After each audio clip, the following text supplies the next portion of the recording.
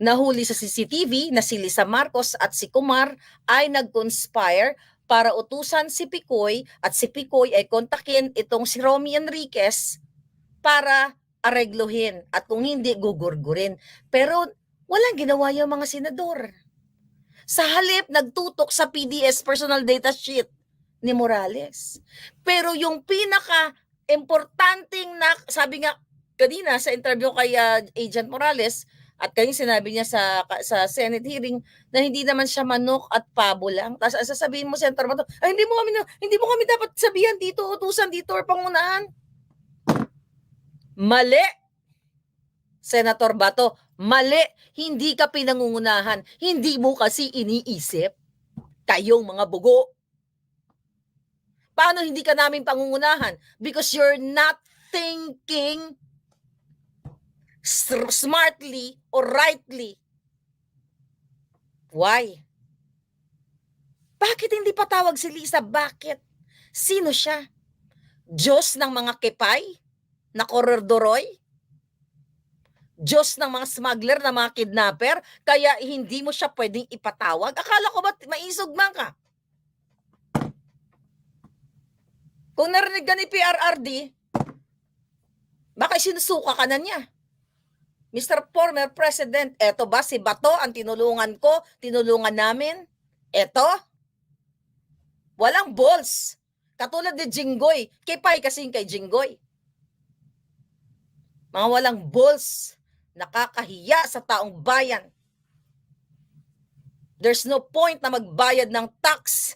Nilalamon, pinambibili ng Bentley, pinangpupulburon. Tangina. Grabe, Pilipino. Proud Pinoy kayo, tas eto. Kaya deserve ba? Deserve ba ng taong bayan kayo dyan sa Pilipinas na nagpapakahirap?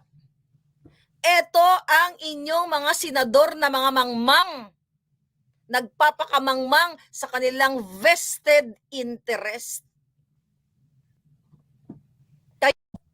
Men and women in uniform, mga general na hinagupit ni Lisa Marcos at ni Marcos Jr. na mga bangag. When are you going to speak up? Religious group, nasaan ang inyong moral values to do what is right sa bansang tinitindigan ninyo? Nasaan ang mga pangaral ninyo sa mga kabataan na manindigan sa tama? Nasaan kayo? Nasaan po kayo?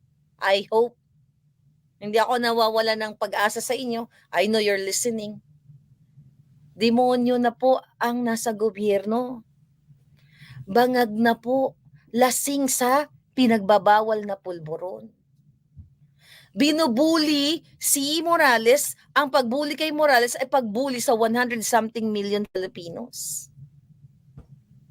Narinig nyo sa CCTV na pwede silang gurgurin sa pamamagitan ng sakit sa puso o sa gasa.